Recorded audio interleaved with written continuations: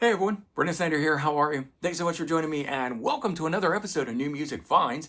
This is where I like to collect together all the different things that I picked up over the past week, present it to you guys, give you a little bit of background on it. All stuff that hopefully will turn you on to something new or expose you to something or just reinforce that you want to go get it. But I found some great things this past week. I've got 12 things to run through with you guys, some new releases, some not so new releases, but a little bit of everything in between. I think it's going to be a fun episode, so stick around. We'll get into it here in just a bit, but before we start, if you're new to my channel and haven't already hit the subscribe button, please do. Also leave a comment, hit like. All those things do help support my channel. I'd greatly appreciate it. And of course, as an added bonus, by turning on notifications, you'll never miss an episode and stay up to date on cool things like this, where I'm talking about all the cool stuff I picked up with the idea that maybe it's going to turn you onto something. But I always say, if nothing else, even if it just sort of reignites your passion for something to go pull out from your own music collection, then I've done my job. So let's dive in. I like to kick off with new releases, and this was a fun week where some new releases that I didn't get from the past finally arrived, and then I got the new stuff that came out on September 26th, and then I even got something that isn't coming out until October 17th, so I got a nice wide swath of things. And so I'm going to kick off with the big thing that was exciting for me, which was the Whitesnake box set Forevermore, their 11th studio album coming out in 2011, but expanded now into this 5-disc box set. So 4 CDs, 1 Blu-ray, and it's continuing on what David Coverdale's been doing, which is he even writes it down here at the bottom: revisited, remixed, remastered. And so that's what this is again, where we get a new 2025 remix of the album, then you get a remaster of the album, and then you get a whole bunch of bonus stuff, alternate versions, demos, live recordings, and then something that he started on a couple box sets ago, so it's not in everything, but he started doing what's called evolutions. And he takes all the different versions, meaning where it started as a jam, a demo, a rough mix, a final version, whatever it might be, and he edits it all together into one complete track so you can listen to it. You listen to the album in its sequence, the original 13 songs, and hear the evolution of the song as it progresses through. And they mix it really well so that it actually sounds like that is the way that the song is intended to be. And it's just another way to hear the album. So, original remaster, a remix, and then evolution version of it, I find to be very fascinating, because if you know these albums really, really well, maybe even inside out, then at a certain point, you're not necessarily going to want to grab for it, but if you've got these different versions, it's like hearing it fresh for the first time. So that's why at least I love these box sets. Now, unfortunately, David is saying this is the last one. This is his last box set. So far, it doesn't sound like he's going to do one for Flesh and Blood, which was the final studio album. We didn't get one for the Purple album. We did get a 3-disc edition, but it was just in a digipack, was not the box set treatment. My guess is that album didn't sell very well, and perhaps even the last album, Flesh and Blood, because it came out right before the pandemic. And maybe they're just thinking it's not worth doing as a box set. I don't know, but I'm kind of bummed, because I wanted all of the albums since 1984, when they started it with Slide It In, to get the treatment. And here we are, we're going to get having 2 albums that don't get that treatment. Maybe he will gather them up in one more box set of all the albums that didn't make it or something. I don't know. We'll wait and see. But he is saying, even inside here, this is the last box set. He's been saying it in interviews. He also says he is now going to fully embrace retirement following this box. So the rumor that they were supposed to be working on and putting out a final Whitesnake album, I think is out the window. It's long been known that David Coverdale has been having health issues, and by association, vocal issues from those health conditions. And my guess is his feeling is it isn't going to get any better, and because of that, he is just simply going to now accept retirement. Of course, anything can change. We had Steven Tyler and the band going into retirement due to a vocal injury that Steven Tyler sustained. And look, what do they have? A brand new 5-song EP of new original material coming out. So never say never. I think with any band, you never know what they could do down the road. But that is a great one. So I do recommend that. Also out was brand new Robert Plant Saving Grace album. I did a full review and unboxing of this, just like the Whitesnake, so check those out if you want to know even more information behind them. It's been 8 long years since Robert Plant put out a solo album, Carry Fire, in 2017, though he did do the one collaborative album with Alison Krauss in 2021, 4 years ago. So it's been 4 years since we've gotten new material from him. I'm not a particular fan of those Alison Krauss albums, so I didn't even choose to pick up the last one. It just didn't click with me. But I loved Carry Fire, and I do love the solo albums before that, Lullaby and the Ceaseless Roar, and Band of Joy, and the other ones.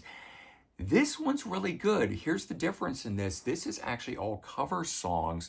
Some of these are traditional songs that are being reinterpreted, and other ones from different artists. But I'm really enjoying it, and it doesn't come off sounding like a covers album because the interpretations are so unique and interesting. You just hear them for what they are. And a lot of these are not well-known covers also. So for me, at least, I'm not sitting there thinking about the original artist. I'm just hearing this version of it. And I did really enjoy this far more than I thought that I was going to.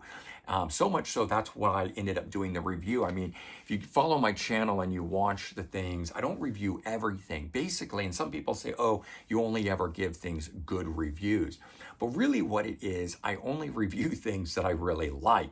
So they're gonna get a good review because I'm doing it that way. I really focus what I do on this channel with the stuff that I love, that I'm passionate about. And so I don't talk about everything, but I talk about the stuff that I'm passionate about or that I enjoy.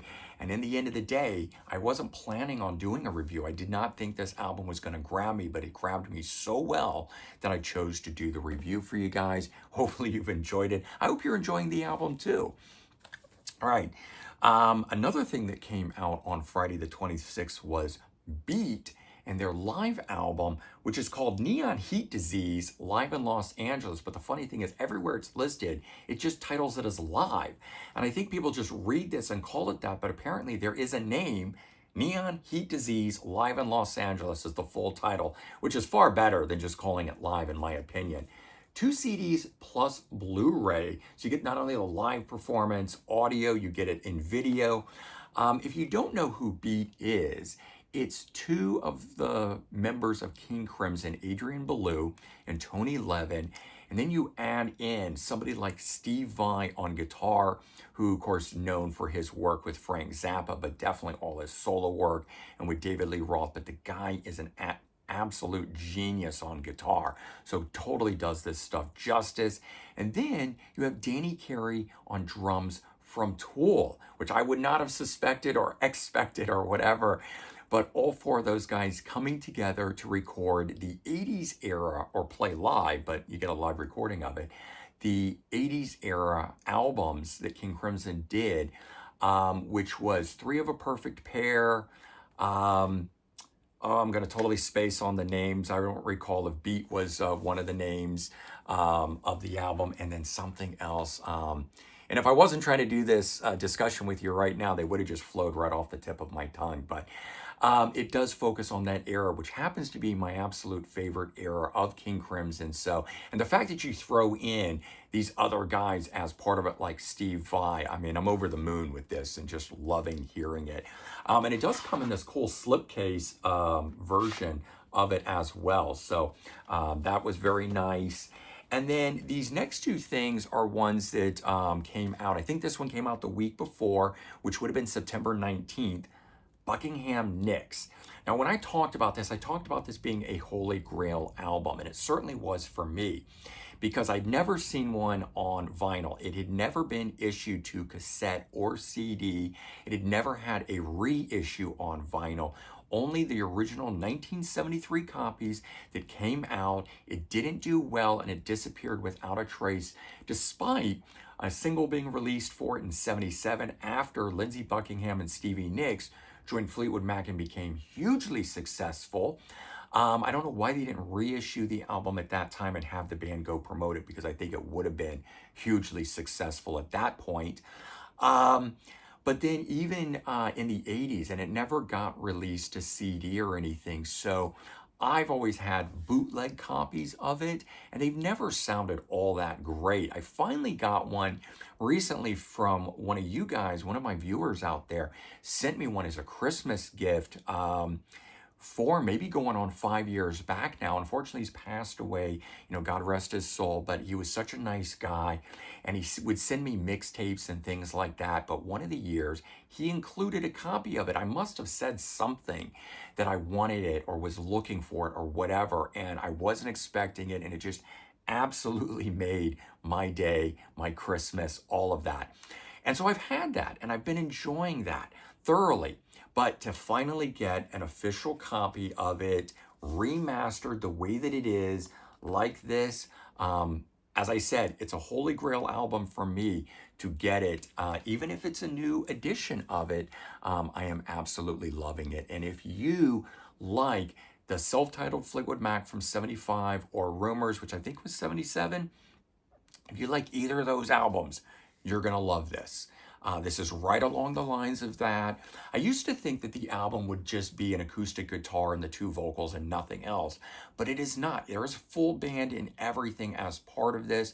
There are certain elements of this that easily could be Fleetwood Mac. In fact, Fleetwood Mac recorded a version of one of these songs that appeared on their live album after the Tusk tour that came out. I think it was 1980 when that came out.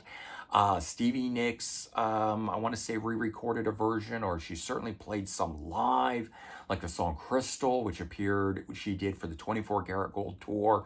Lindsey Buckingham has played some of this stuff live and released it that way. So these songs have come and gone and been part of different things. And I only just recently found out that a duo called Cunningham, and I'm forgetting the name of the guy. That's the girl, Madison Cunningham. And I forget, oh man, I'm totally spacing. But anyways, this duo, you can look it up. You'll find it I found it through Wikipedia when I was reading. Re-recorded the album and released it in its entirety in 2024. So before this came out, had I known that had happened, I would have gone and bought it just to hear their versions of it, the reinterpretation. They do all 10 tracks in the same order and release it. It's a modern artist on Loma Vista Recordings. But I'm so glad to get this. And it's readily available. You can go to Amazon and find it. I'll tell look it up. You'll find the name. Cunningham is the first artist. Breyer, I can't remember now. But anyways, Buckingham Nicks. So really great. Totally enjoying this. Just took a week to get it extra. The vinyl was available like next day, and Amazon postponed it a week for me, and then I found out that I got a notice saying that it was going to postpone it another week, and I wasn't going to get it until October 3rd, and I said, scrap this, and I drove over to my local record store and picked it up, and very glad that they had it in stock for me to be able to do that. Another one that I actually picked up when I was there, because I couldn't get it from Amazon, again, just back ordered. I don't know what's going on with Amazon. Stuff's arriving late or being back ordered for weeks on end. FM, the British band Brotherhood, their brand new album featuring Steve Overland as the vocalist. I recently dived back into the band FM and found a new love for them. And this is after listening to other projects and things that Steve Overland has done and been a part of, and realizing how much I like his vocals. Kind of once I realized their music, his music, vocal style, all that is more akin to Paul Rodgers and Bad Company and Free than really what I thought FM was supposed to be. I suddenly saw it in a completely new light and have been enjoying it so much more ever since. And I was this recently happened maybe like 3 months ago. And so the fact that while I was riding high on the band FM, buying reissues through Rock Candy Records and albums I hadn't picked up, and Steve Overland's side project and solo albums and whatnot, and thoroughly enjoying all that, they announced a brand new album. So like every 3 to 4 weeks, I was getting a new FM song while enjoying all that, looking forward to the brand new release. And I gotta say, it didn't disappoint. So really glad to have finally gotten that. That's several weeks old. I had my local record store, Anthony Coviello at Sound Exchange, order that. And that still took 3 to 4 weeks, however long it's been since that originally came out. That and the Glenn Hughes, both back ordered. Took a couple weeks to get the Glenn Hughes and a couple more weeks to get that, but I finally got it. All right, I mentioned that I got something early that isn't coming out till October 17th, and I have done a full review and unboxing of this as well. It's the new Alan Parsons project, iRobot Deluxe Edition box set, 7 discs, 2 LPs, 4 CDs, and a Blu-ray that explore this classic 1977 prog album. Personally, this is my favorite album of Alan Parsons' project, so I'm so glad that they did a deluxe edition of it, and certainly want to thank Cooking Vinyl for sending me this copy that allowed me to do the full review that I did for you guys. But like the last one that I did the review on, which was Pyramid, their 3rd studio album, this is the 2nd. It basically gives you a fly-on-the-wall experience. You get the original album remastered, which sounds phenomenal, and then you get 3 CDs of track-by-track exploration of the songs, basically going from jams and demos to the added parts of a vocal, a keyboard, a lead guitar, whatever it might be, building the song up over 5 or 6 versions of the song until you hear the final version of it. And they're so uniquely done that you don't actually sound like you're listening to the same track every time. And so you can just pop that disc on, and it's like a deep dive 15-minute version into a song that makes it even more progressive than the album was originally when it came out in 77. So I'm really loving this, and I love the way that they've been doing these. And you've heard me talk about it here on my channel before, that I don't always like when the same song repeats one after the other on these box sets. But that's usually when it is take 1, take 2, take 3 type stuff, and it's a full version of the song. And I don't, it's subtle. Oh, maybe this one had a different guitar solo than the one before it. And I kind of find that to be boring. I do not find this at all boring. The way that they do it on these box sets is the way that other artists should do it. And take note, because the way that Cooking Vinyl has put these together is quite interesting. So mark your calendar, October 17th, the new deluxe edition of iRobot from Alan Parsons' project will be released, along with a single disc edition of the remastered album, which I think is the definitive version of the remasters that have been out there over the years. It just sounds really, really good to my ears. All right, so this past week, I got a package in the mail, and I didn't end up doing an unboxing for you guys. I've done a lot of those recently. But this one here just became one of those things like I couldn't wait to even get it into the player and see what this stuff was. So to stop, set up camera, film, and do all that was just more than I could do at the time. And I have done a review and unboxing of this first thing here, but what it is Pete Pardo from Sea of Tranquility purchased a Styx live album bootleg from a particular show that he really, really wanted, and raved about it, and sent myself along with the other guys that when we filmed the What Is It series for his channel, and was like, check out this bootleg company. It's utterly amazing.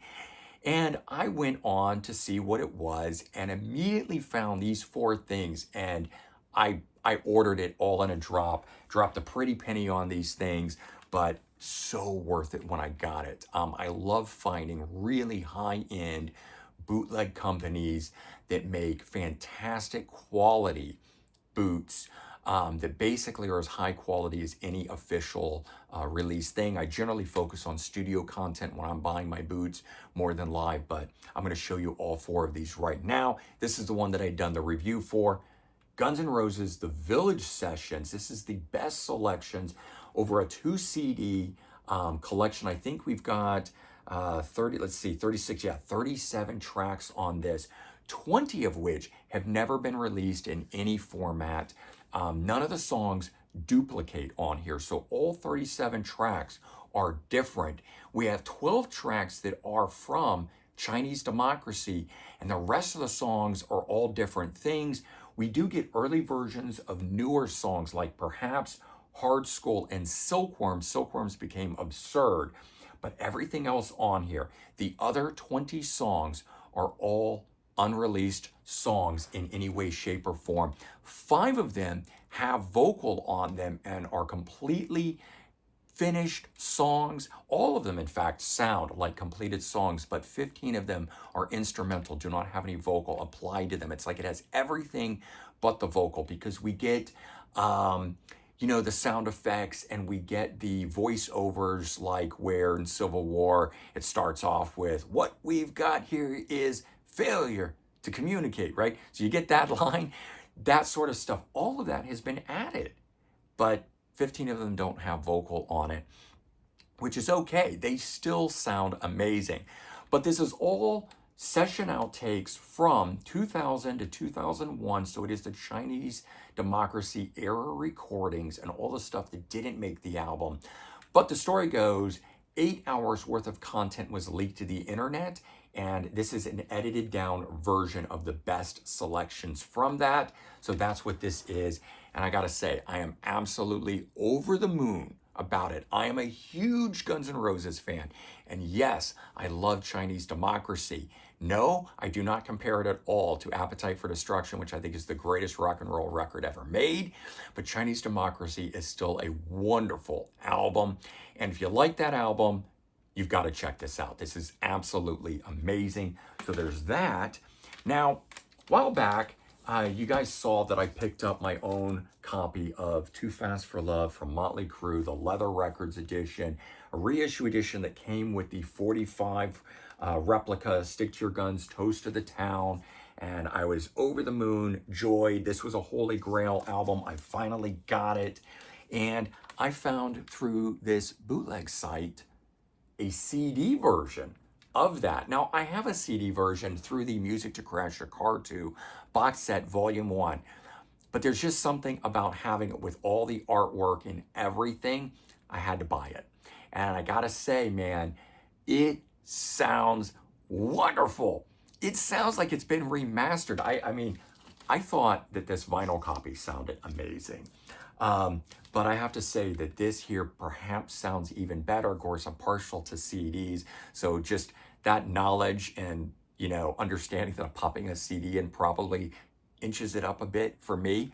But this has the original 10 tracks. If you don't know about the difference between the Leather Records original mix, they would later re-record some of the material and remix the album. And that's the one that is out there that we know and love today for Too Fast for Love.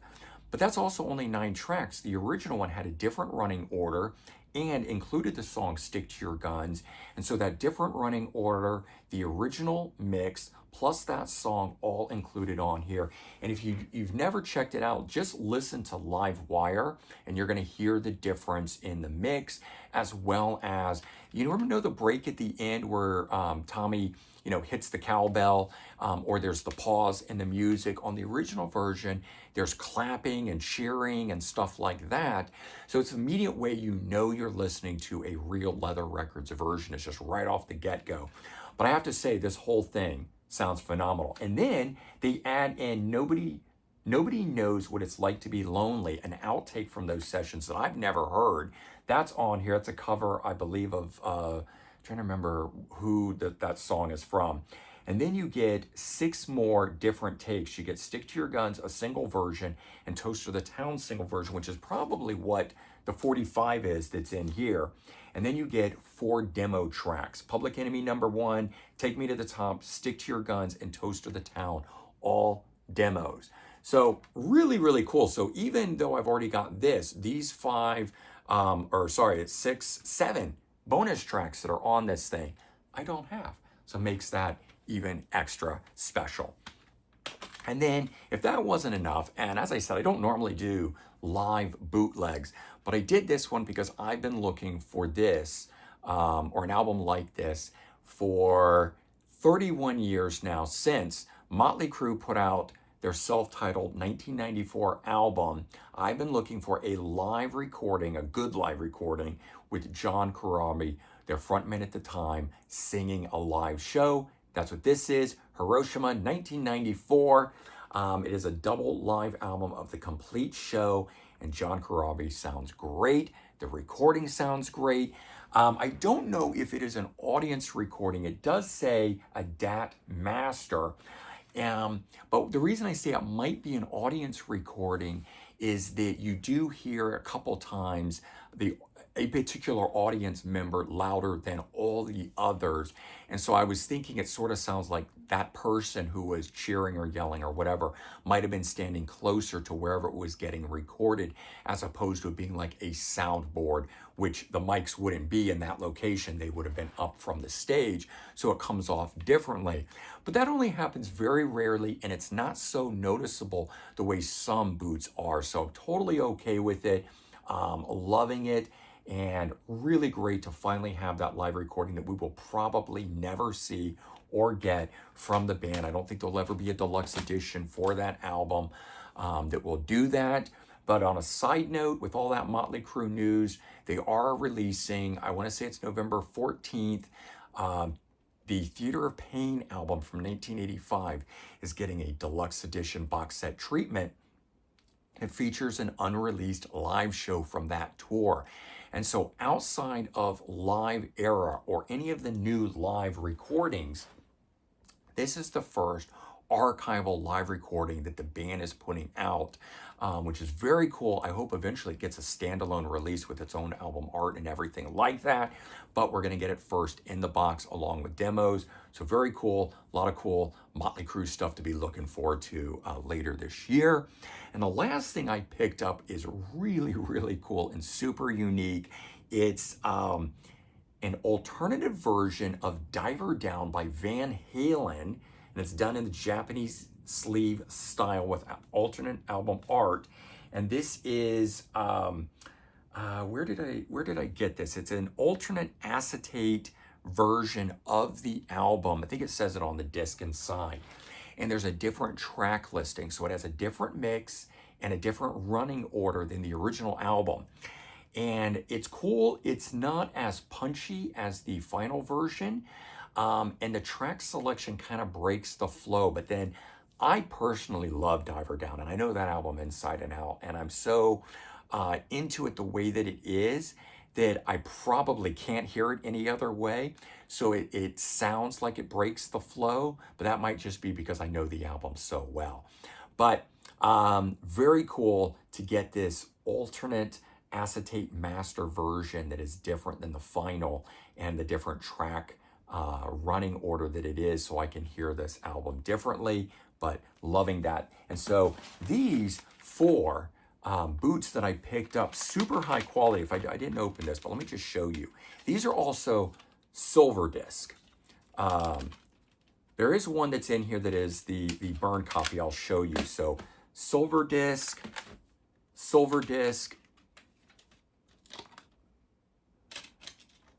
really, really, really well done. The whole thing, everything from the sides on these. This one here is the one that is a burn copy.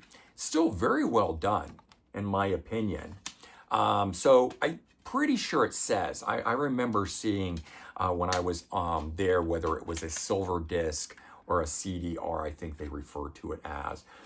Sounds great, but if that bugs you, don't do that. But a lot of boots are, but they have a ton of these that are, and I picked up 3 silver disc versions. So, of course, when they're the CDR, they cost a lot less. The silver disc ones cost a bit more. As a point of reference, I think I remember correctly. I think it's 2 CDs, but it was $55 to get it. But it's in such great quality, totally worth it. And just as a price point, if I remember correctly, this, which is a single disc, was $70. But I will shell that out for unique conditions, and I will shell that out for a CD, hands down, any day over having to buy a vinyl edition of it, though I picked this one up as well. All right, I have two last things to show you guys, and we'll wrap it up here. So I don't know if it was last week or the week before, but I have been picking up albums by the band Shy. And Tony Mills, the front man, has solo work and he's done other projects, but he was also the singer with TNT for 3 albums. So I picked this one up. I think I showed this one last week, Beyond the Law. And I got this one, Streets of Chance, also on the same label. They're on Battle God Records.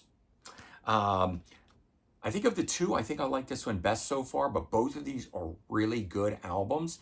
And I think he's got other solo ones out there, but I know a couple of you guys said you went and checked this out and loved it. And if you do, I think you're going to love this one as well and highly recommend it. I had to go on the internet to order these. I think I got both of these through Movie Mars or one of their subsidiary companies on eBay that they sell through. Only took a couple weeks. They usually take a little bit longer than other places, so I don't always order through them, but they do a good job and they got it to me intact. All right, and the last thing I picked up was an LP. Now, going back maybe a year to one of the record store days, I picked this up at the same time. I picked this up, The Doors Golden Album. It's a Japanese-only best of release. And this is a website exclusive through Rhino Records that came with the Golden Album EP. I think it has 5 songs on it. You couldn't buy that when it came out just to the stores. This was website only. So I had this. Anthony Coviello pointed that out to me when I was on a big Doors kick one time, and I got to collect everything that's unique to the band. And so I was flipping through this section recently and saw this, Golden Doors Volume 2, and was going to buy it. And then he said, hey, didn't you buy the website exclusive one, which was this one, the first one? And I said, yeah, I did. He goes, don't buy that copy that's on the floor. He goes, wait, I've ordered a couple from the website in order to get the Golden EP Volume 2 that is exclusive to the website. And so got that in this as well. Again, Japanese only greatest hits collection. This is Volume 2. They're doing the whole 75 years celebration of Elektra Records, and this is being part of it. So this is on purple vinyl. It's a really deep purple, but very, very cool. And so is the EP. But all in all, very cool to get it. Just another cool Doors thing to add to my collection. But there you go. As I said, it was a really wide cross-section of stuff for this particular week of release. So much great stuff. Box sets, LPs, CDs, bootlegs, deep dive stuff. I mean, just it was a fantastic week. If you can't tell by the big ass smile on my face how much I've enjoyed all of this music. And you know what? These next few weeks are going to be some good weeks. It finally looks like 2026 is picking up end of September into October and November, and even on I think it's December 12th. We're getting something from Floyd. Something here in October, I want to say, is the David Gilmour Live. But for me, I'm finally going to get a bunch of cool things. So these next few weeks are going to be really cool weeks of release. Even if they're not new albums of original material, we're still getting some very cool stuff. So stick around, tune in. Every Wednesday, I post a brand new episode of New Music Finds where I go through all of this sort of stuff. Again, try to turn you on to some things, whether it be bootlegs or new releases or just other things that I'm picking up. If I can turn you on to some new music, then I've done my job. All right, everyone, take care. Have a good one, and I'll talk to you real soon. Bye-bye.